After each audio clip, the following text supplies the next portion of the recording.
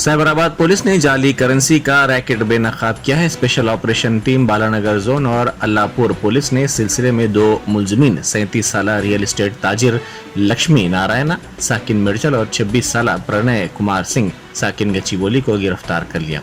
Police ने उनके पास से 500 रुपए के तकरीबन 810 नकली नोट और उनकी तैयारी का सामान जब्त कर लिया। पुलिस ने बताया कि लक्ष्मी नारायण साबिक में इसी तरह की धोखाधड़ी के वाकयात में मुलविस बताया गया है। माशी परेशानियों के बायस इसने आसान तरीके से रकम हासिल करने का मंसूबा बनाया। मुलजिम ने बॉलीवुड की वेब सीरीज फर्जी से मुतासिर होकर जाली करेंसी की तैयारी और इसे मार्केट में फैलाने का मंसूबा बनाया।